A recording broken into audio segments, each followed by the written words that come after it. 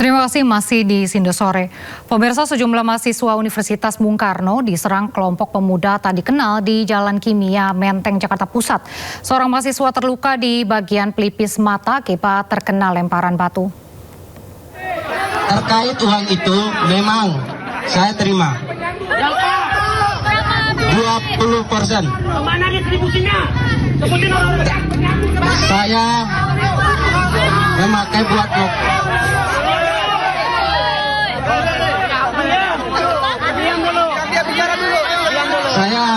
memakai buat mokom 500, tambahan buat mokom, yang kebutuhan lainnya sekitar 200, dan satu udah bagi sama senior alumni kampus.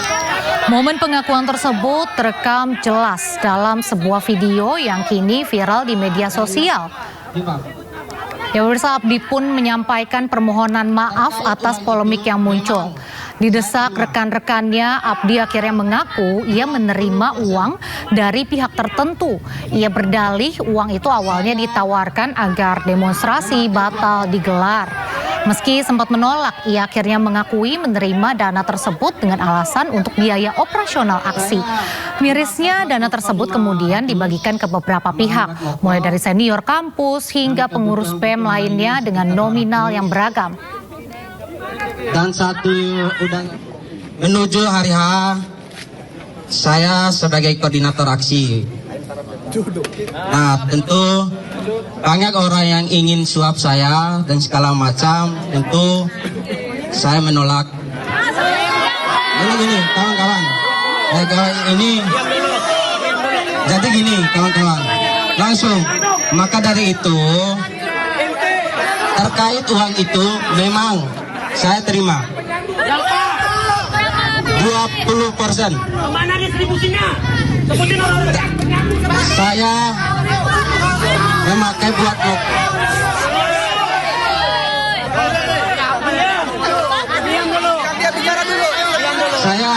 memakai buat mokom 500, tambahan buat mokom, yang kebutuhan lainnya sekitar 200, dan satu udah bagi sama senior alumni kampus.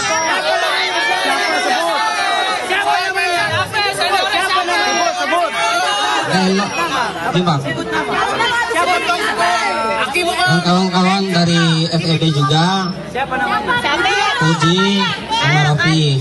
Nah itu sebagai bentuk pemberian coba.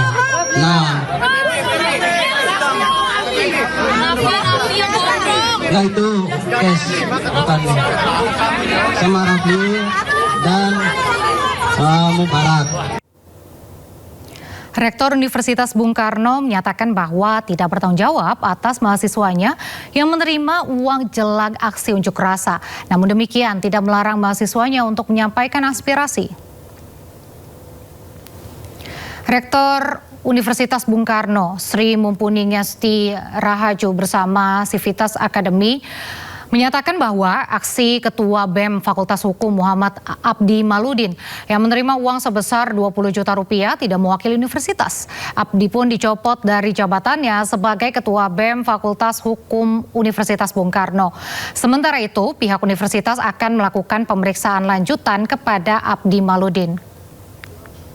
Universitas Bung Karno menghormati hak mahasiswa untuk menyampaikan aspirasi.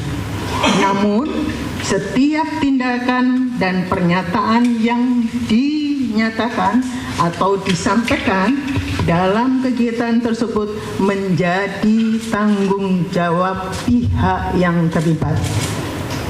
3. Universitas Bung Karno tidak akan mentolerir segala bentuk pelanggaran akademik yang dilakukan oleh mahasiswa dan akan memberikan sanksi sesuai dengan peraturan kampus.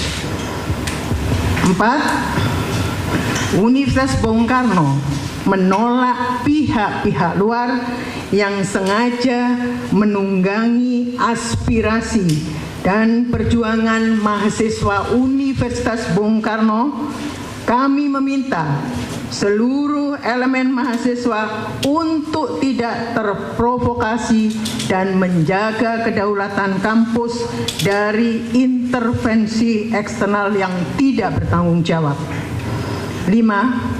Universitas Bung Karno akan menindaklanjuti tuntutan mahasiswa dan pengakuan dari oknum-oknum yang terlibat pelanggaran peraturan kampus.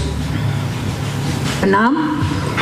Pengungkapan keterlibatan oknum BEM fakultas menegaskan bahwa Universitas Bung Karno konsisten pada komitmen moral. 7.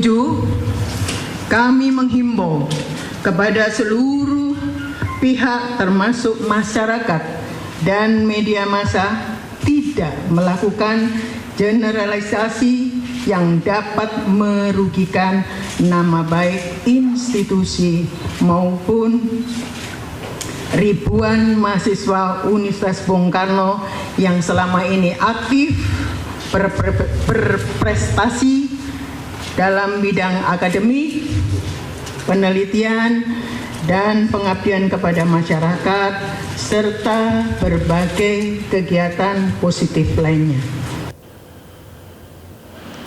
Sebelum polemik ini viral, Abdi bersama sejumlah perwakilan mahasiswa diterima oleh Wakil Presiden Gibran Rakabuming Raka di Istana Wapres usai menggelar unjuk rasa di Jalan Medan Merdeka Selatan pada 15 Juni lalu. Dalam pertemuan tersebut, mereka menyampaikan sejumlah tuntutan mulai dari evaluasi program MBG, peninjauan Undang-Undang Polri hingga stabilitas nilai tukar rupiah.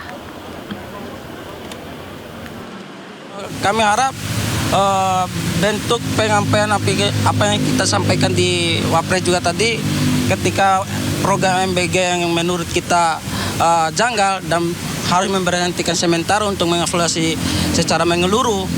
Ketika ada yang hari ini yang mungkin kita kerjasama dengan pemerintah, kita tetap kawal, mungkin itu. Nah, dan satu lagi, Wapres tadi kan udah catat apa yang kami sampaikan. Nah, makanya kami tadi di dalam memorandum rilis memberikan waktu kepada pemerintah hari ini 5 kali 24 jam ketika tuntutan-tuntutan yang kami sampaikan, maka kami tetap akan di jalan. Tersebar juga pemirsa video yang memperlihatkan kericuhan di kampus Universitas Bung Karno. Diduga aksi ini akibat kekesalan mahasiswa terkait dugaan Ketua BEM FHUBK yang menerima sejumlah uang.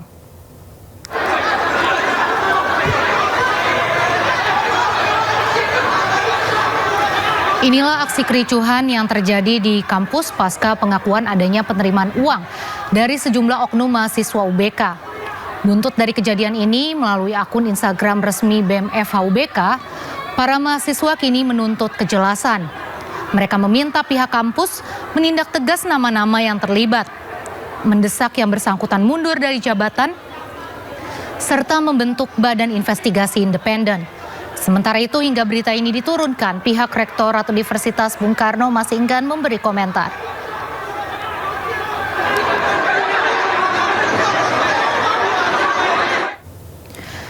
Ketua DPP PDI Perjuangan Deddy Sitorus menegaskan fenomena yang terjadi di Universitas Bung Karno oleh oknum mahasiswa terima dana merupakan manuver murahan. Menurutnya ini menunjukkan adanya potensi yang menunggangi di setiap gerakan mahasiswa. Ya, ini kan menunjukkan bahwa dalam setiap keramaian, dalam setiap gerakan mahasiswa, memang ada pihak-pihak yang berpotensi menunggangi. Nah, cuma sayangnya kan yang dituding dengan yang sebenarnya melakukan kadang-kadang nggak sejalan. Kita dituding menunggangi gerakan mahasiswa. Nah, kalau melihat kasus UBK itu kan terlihat bahwa memang yang menunggangi itu ya Mas Wapres gitu kan, nggak tahu itu arahan dia atau inisiatif anak buahnya. Tapi kalau inisiatif anak buah saya kira aneh. Karena mahasiswa itu menurut pengakuan mereka diberikan uang oleh polisi sekitar 20 juta lebih, ya, 20 sampai 30 juta untuk kemudian belok arahnya demonya bertemu dengan Wapres secara langsung gitu. Nah, orkestrasi murahan kayak begini kan nggak mungkin dari bawah gitu, tapi dari atas. Nah, saya kira ini pelajaran buat kita semua agar jangan sembarangan menuduh, karena kadang-kadang orang-orang yang sembunyi di belakang itu lebih mudah untuk melakukan manuver-manuver murahan kayak begini. Dari aspirasi jadi kontroversi. Dugaan adanya aliran uang kepada mahasiswa usai pertemuan dengan Wakil Presiden RI memantik pertanyaan, apakah ruang dialog mahasiswa dengan negara sedang diuji atau justru legitimasi kampus yang dipertaruhkan. Di tengah tuntutan internal dan sorotan publik, muncul persoalan tentang etika representasi, independensi gerakan mahasiswa, serta batas antara fasilitasi dan konflik kepentingan. Untuk membahas lengkapnya lebih lanjut telah bergabung bersama kami Wakil Rektor 3 Universitas Bung Karno, Daniel Panda, juga bergabung bersama kami ada pegiat anti korupsi Tama Satria Langkun. Selamat sore Mas Tama dan juga Pak Daniel. Selamat sore Mbak, selamat sore Pak Daniel. Ya, saya ke Pak Daniel terlebih dahulu. Pak Daniel, apakah pertemuan dengan Wapres tersebut membawa mandat resmi organisasi atau ini bersifat perwakilan personal? Ya, sesuai dengan pernyataan kami hari ini, kami menegaskan bahwa tidak ada mandat yang diberikan oleh universitas, juga tidak ada izin, tapi itu hak mahasiswa untuk menyatakan kebebasan ekspresi, sehingga tidak membawa nama Universitas Bung Karno. Nah, itu sebelumnya bagaimana penunjukan, maksudnya mekanisme penunjukan mahasiswa yang hadir dalam audiensi tersebut? Itu murni keputusan organisasi atau bagaimana itu mekanismenya, Pak Daniel? Ya, saya jelaskan dulu kronologisnya ya. Jadi mereka itu memang pada hari Senin tanggal 15 melakukan aksi unjuk rasa ke arah istana. Ya. Sempat di blokade di Tugu Tani, tapi setelah proses negosiasi mereka bisa tembus ya. Dan menurut pengakuan dari teman-teman BEM Fakultas Hukum, ya, jadi pihak istana Wakil Presiden mengajak mahasiswa untuk berdialog. Awalnya mereka meminta Pak Wapres untuk bisa datang ke lokasi, tapi tidak diizinkan oleh Pas Pampres, maka terjadi kesepakatan, akhirnya 13 mahasiswa UBK dan 2 mahasiswa dari Husni Tamrin itu pergi untuk bisa bertemu. Jadi itu spontan ya, spontan dari mahasiswa ya, untuk bisa beraudiensi dengan Wakil Presiden. Jadi juga tidak ada arahan, tidak ada petunjuk dari pihak universitas. Jadi itu memang betul-betul murni dari keinginan mahasiswa yang bersangkutan. Ya Pak Daniel, kan kampus ini sudah menonaktifkan ketua BEM ya, ketua BEM-FH maksud kami. Ini apa dasar pertimbangan keputusan ini dan apakah langkah ini sudah efektif untuk memulihkan kepercayaan mahasiswa terhadap organisasi? Ya, ini juga kan karena tuntutan dari mahasiswa. Jadi mahasiswa UBK itu mayoritas tetap pada porosnya, idealisme dan juga nilai-nilai etik dan moral. Dan tadi malam terjadi diskusi terbuka dan salah satu tuntutan dari sebagian besar mahasiswa adalah menonaktifkan kepengurusan BEM, terutama pada oknum-oknum yang diindikasi dari pengakuan mereka menerima aliran dana. Nah, oleh karena itu kami Universitas Bung Karno sudah membentuk tim investigasi. Nah, dalam proses penyelidikan ini tentu supaya bisa efektif berjalan, maka tentu kami harus nonaktifkan mereka, ya, dan juga nanti mereka tidak bisa lagi mengklaim sebagai pengurus BEM, ya, supaya untuk aspirasi ke depan itu murni benar-benar perjuangan dari aspirasi mahasiswa. Jadi dasarnya seperti itu, Mbak. Baik, saya ke Mas Tama. Mas Tama, bagaimana tanggapan Anda terkait dengan peristiwa ini? Ya, tentu saja yang paling pertama Mbak, kita apresiasi kepada Sivitas Akademi di UBK karena melakukan langkah cepat, kemudian juga sudah melakukan pendalaman di internal, bahkan mengambil sikap untuk menonaktifkan. Itu hal yang paling penting, yang paling pertama. Yang kedua Mbak, dalam kaitannya perkara ini tentu saja ada positif, ada negatif. Kalau bicara soal negatifnya, ya namanya gerakan mahasiswa itu kan biasanya bagian dari upaya dari kelompok muda untuk memberikan masukan, perbaikan, kritik dan lain sebagainya.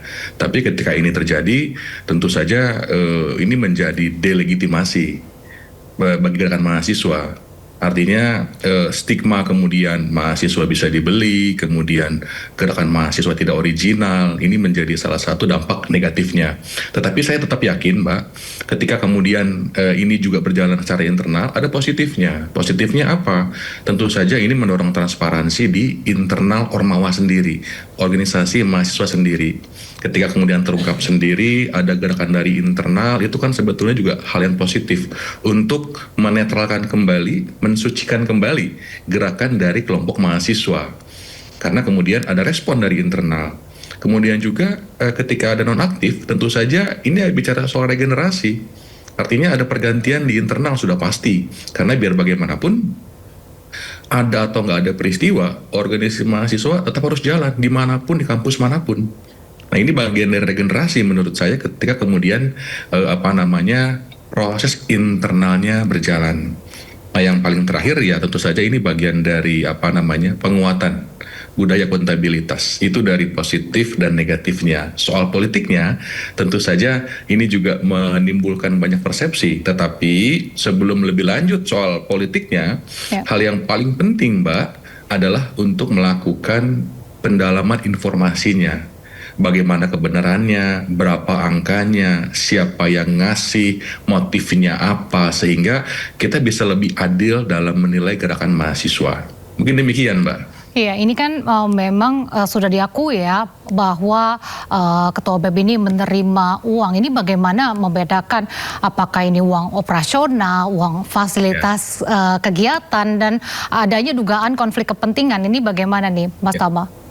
Ya, Mbak, informasi yang kita terima menurut saya baru sepenggal. Ada pengakuan dari pihak-pihak yang kemudian kita anggap sebagai adik-adik oknum ini, kan kemudian disampaikan itu untuk bagian dari pertemuan dengan Pak Wapres, kemudian diberikan oleh oknum kepolisian. Ini kan informasi-informasi yang kemudian perlu diklarifikasi. Betul nggak dikasih itu? Kemudian siapa yang kasih? Ketika kemudian betul dikasih, yang paling pertama dilihat adalah ini anggaran dari mana? Anggaran apa? Kalau kemudian dia anggaran yang kemudian resmi dari negara, jadi masalah dia. Karena kan tidak ada nomenklatur dalam penganggaran kita untuk memberikan ongkos kepada mahasiswa. Tetapi kalau kemudian itu adalah uang dari pihak-pihak tertentu yang tidak ada hubungan sama negara atau keuangan negara, maksud saya, tentu saja nggak ada masalah, Mbak. Itu nggak ada yang masalah, itu sah-sah saja, boleh-boleh saja. Tetapi dampaknya yang saya bilang tadi, ini bukan benar salah, tapi etis nggak etis. Jadi bicaranya etika. Kemudian etikanya betul nggak mahasiswa menerima uang kemudian gerakannya berhenti? Itu kan secara moral itu nggak etis. Tapi salah nggak? Ada pidananya nggak? Saya rasa nggak ada perbuatan pidana yang terjadi di sana. Tapi lagi-lagi kesimpulan saya tentu harus berdasar dengan fakta. Ini yang kemudian kita harus dalami itu. Kan nama-namanya belum clear tuh, Mbak. Misalnya kepolisiannya betul nggak? Siapa namanya? Jabat di mana? Dinas di mana? Kemudian ada asumsi ini Pak Wapres kemudian segala macam dianggap terlibat, kan juga masih prematur. Betul nggak? Kalau Pak Wapres terima mahasiswa, wajar-wajar aja. Mahasiswa demo ke jalan, wajar-wajar aja. Namanya gerakan mahasiswa, kita bisa lihat di internal mereka bisa memberikan masukan, di eksternal mereka bisa demonstrasi gila-gilaan. Itu semuanya sah dan boleh-boleh saja, sepanjang semua punya integritas dan semuanya terkoneksi dengan baik. Apa tuntutannya? Apa perubahan yang mau dilakukan? Baik. Demikian, Mbak. Baik, saya ke Pak Daniel. Pak Daniel, dalam konferensi pers kan muncul adanya pengakuan penerimaan uang yang berasal dari aparat. Nah, ini pihak kampus apakah melakukan investigasi internal dari pengakuan tersebut? Ya, itu seperti saya katakan tadi, kami akan membentuk tim investigasi, tapi memang kami tetap fokus pada etik ya dan moralnya ya. Jadi untuk ranah hukum memang kami belum masuk ke arah sana.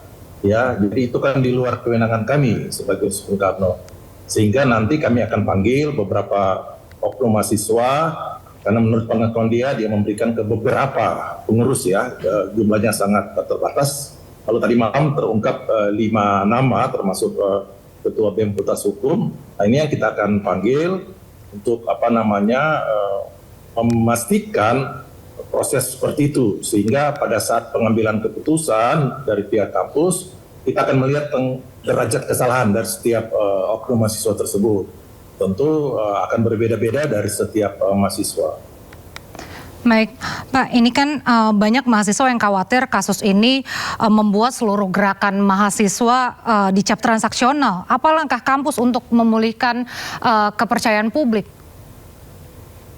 Ya, yang paling utama tadi kan kami sudah lakukan nonaktifkan kepada beberapa orang, dan juga tentu ada sanksi yang harus kita jatuhkan, karena ini kan awalnya semua gerakan mahasiswa kan kita anggap murni ya, sehingga memang seperti ungkapan tadi, ini kan kita meminta ada forum pertanggungjawaban. Nah, itu dilakukan tadi malam ya, dan Oknum BEM bisa melakukan itu, sehingga komitmen UBK itu memang untuk menjaga moral ya, etika ya, perjuangan mahasiswa itu betul-betul di jalur yang benar. Jadi memurnikan gerakan mahasiswa. Oleh karena itu ada satu poin penting yang kami katakan tadi, kami menolak ya pihak-pihak luar yang menunggangi ya aksi mahasiswa ini, sehingga perjuangan mereka ini kan sepertinya kesannya gampang dibeli dan lain sebagainya, tapi kan tidak seperti itu. Jadi di UBK mayoritas itu tetap menjunjung tinggi nilai-nilai moral. Karena itu mengapa terjadi kejadian kemarin, karena mayoritas mahasiswa UBK itu tidak menerima pimpinan BEM menerima aliran dana tersebut. Nah, ini harus kita jaga, dan kita juga akan, karena ini juga tuntutan mereka kepada kami, sehingga kita ingin memulihkan organisasi kemahasiswaan di UBK dan juga menjaga perjuangan mereka itu sesuai dengan nilai-nilai etika dan moral. Kira-kira sanksinya apa, Pak? Ya, belum kita tahu. Jadi nanti sesuaikan, ada setiap ya, ada kan sanksi ringan, sedang dan berat. Berat kan itu sampai ke drop out kan, ya, tapi kita belum tahu kan, ini dalam proses. Tapi biasanya karena sebelumnya kami UBK juga ya, ada beberapa kali melaksanakan putusan-putusan ringan, sedang atau berat kalau mahasiswa melakukan tindakan-tindakan yang melanggar aturan atau peraturan kampus ya. Baik, Mas Tama, apakah fenomena seperti ini itu tuh hal yang baru atau punya pola historis sebenarnya dalam relasi mahasiswa dengan penguasa, dan seberapa besar potensi kasus ini menggerus legitimasi gerakan mahasiswa secara umum? Ya, tentu saja Mbak, kalau bicara soal bagaimana mahasiswa yang terkooptasi, mahasiswa yang bisa dihentikan dengan macam-macam, ada tawaran uang ataupun ancaman, itu kan suatu hal yang biasa terjadi. Tetapi lagi-lagi, kalau mahasiswanya punya sistem internal, dia akuntabel, dia bisa menjaga proses di internal, itu akan mengamankan mereka dan kemudian memurnikan kembali gerakan mereka. Apa dampaknya? Kalau dampaknya menurut saya ini hanya bagian dari berita yang kemudian viral, menunjukkan bahwa kemudian mahasiswa juga tidak rawan, tidak semuanya murni, ada juga yang punya catatan, tetapi lagi-lagi mekanisme penghukuman, sanksi, exclude dari gerakan mahasiswa itu membuat gerakan ini kembali ke jalannya.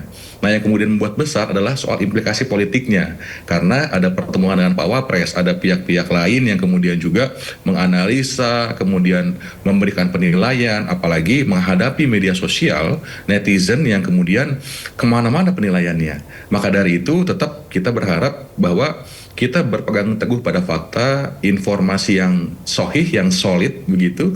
Jangan sampai kemudian kita terbawa situasi yang kemudian malah membuat gerakan teman-teman ini menjadi semakin delegitimasi.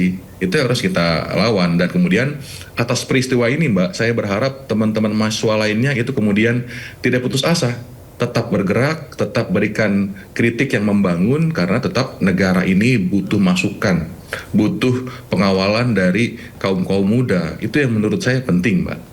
Nah, tapi menurut Mas Tama, apakah ke depannya publik ini akan cenderung mengeneralisasi tindakan segelintir orang menjadi wajah seluruh mahasiswa?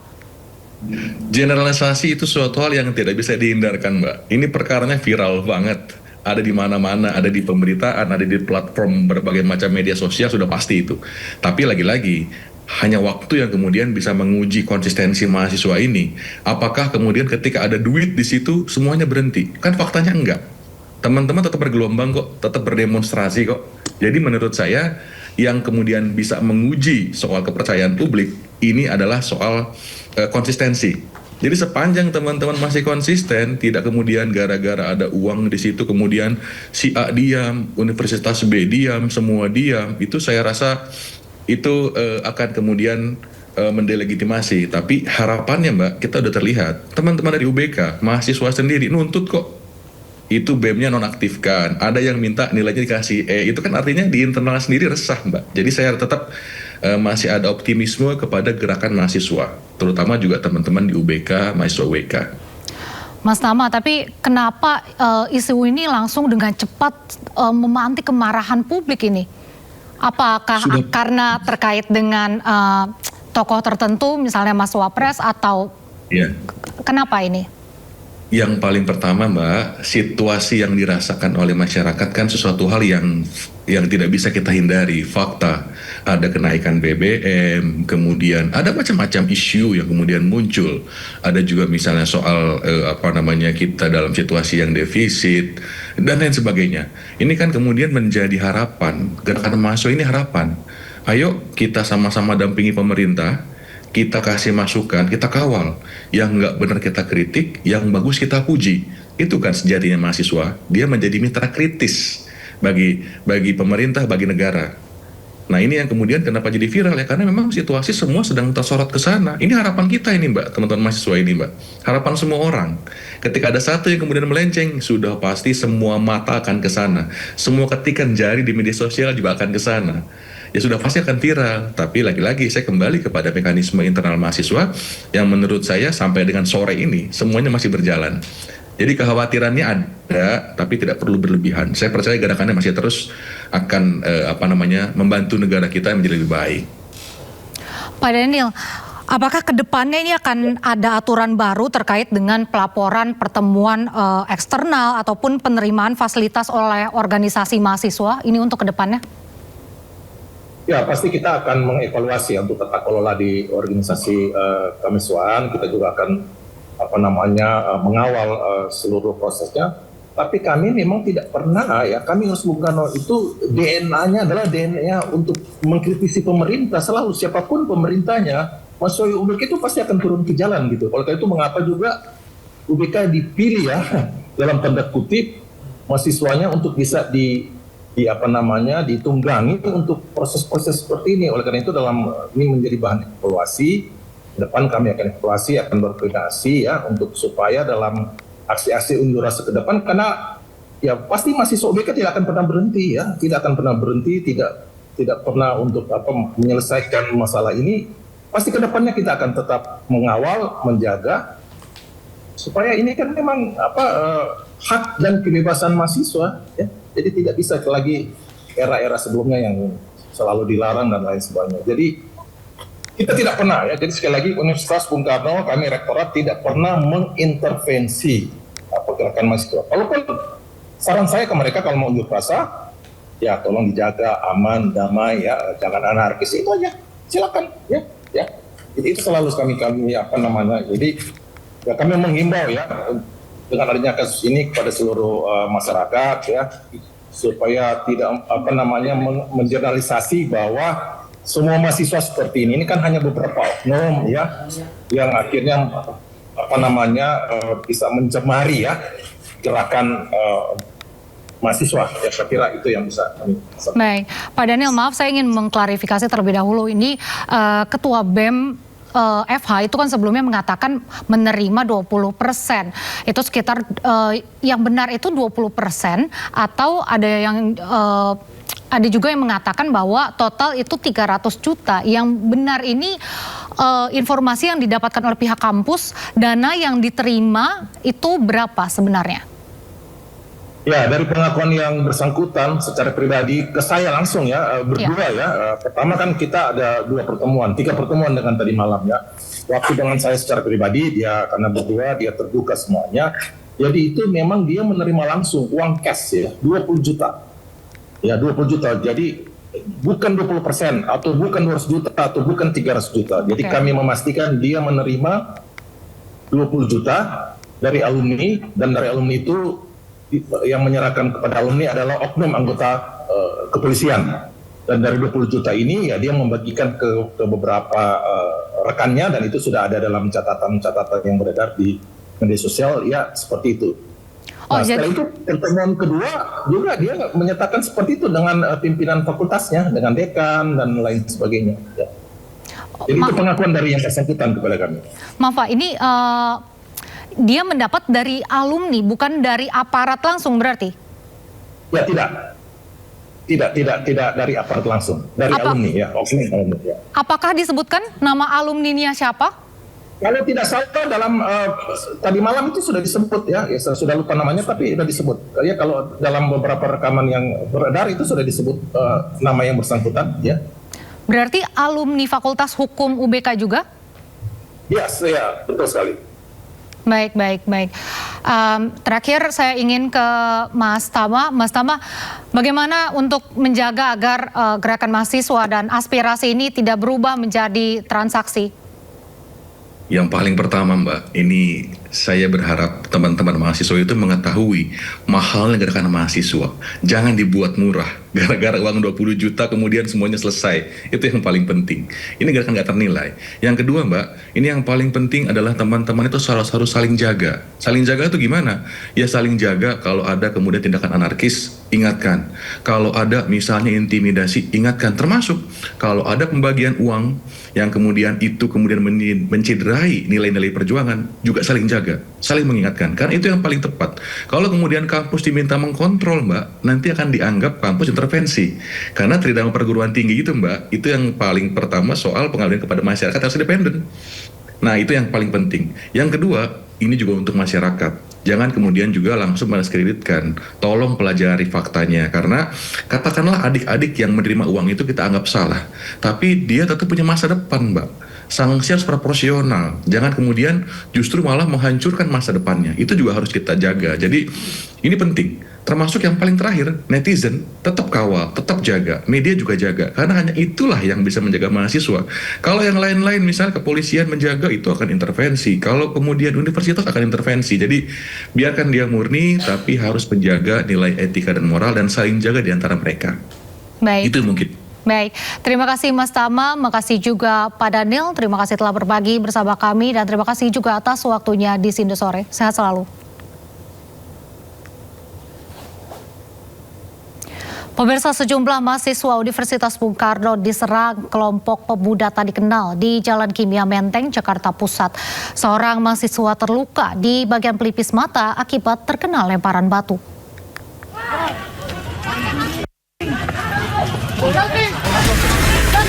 Sejumlah mahasiswa Universitas Bung Karno diserang sekelompok orang tak dikenal di Jalan Kimia Menteng, Jakarta Pusat.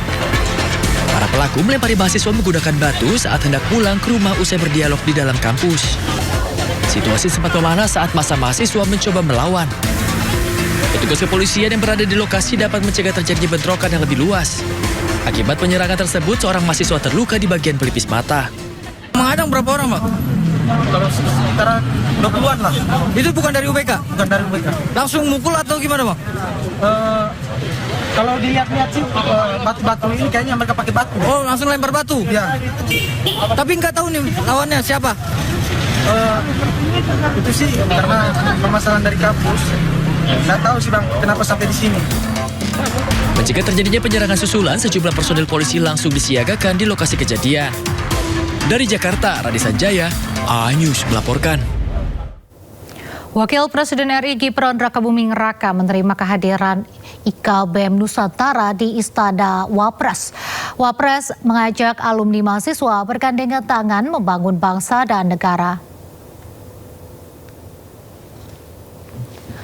Wapres mengajak kalangan alumni mahasiswa untuk bergandengan tangan membangun negeri. Ajakan itu disampaikan saat menerima jajaran pengurus besar Ikatan Alumni Badan Eksekutif Mahasiswa IKBM Nusantara di Istana Wakil Presiden Jakarta Senin kemarin. Wapres Gibran memandang alumni mahasiswa sebagai mitra strategis pemerintah, memperkuat pembangunan dan menjembatani aspirasi warga. Diharapkan untuk bersama-sama bergandengan tangan untuk membangun bangsa dan negara. Dan hal ini menjadi sesuatu yang sangat positif bagi kami, dan alhamdulillah Mas Wapres bisa menerima semua masukan dan atau apa yang kami sampaikan itu dengan lapang dada, dengan terbuka, dengan sangat-sangat luar biasa. Siang yang berbahagia ini kami mengucapkan apresiasi yang setinggi-tingginya kepada Mas Wakil Presiden telah mendengar aspirasi dari kami, Pengurus Besar Ikatan Alumni BEM Nusantara, dan tentunya komitmen kami dalam mengawal Astacita Prabowo Gibran. Sebelumnya, Wapres Gibran Rakabuming Raka juga mengajak perwakilan mahasiswa dalam kunjungan kerja ke ND, Gorontalo, dan wilayah Papua sebagai bagian dari upaya pemerintah memperkuat pengawasan serta menyempurnakan tata kelola program makan bergizi gratis dan koperasi Desa Merah Putih. Mahasiswa yang ikut serta pun mengaku sangat senang dengan tugas ini. juga dengan Mas Presiden sebenarnya pengalamannya cukup berharga juga, experience yang sudah sangat berharga untuk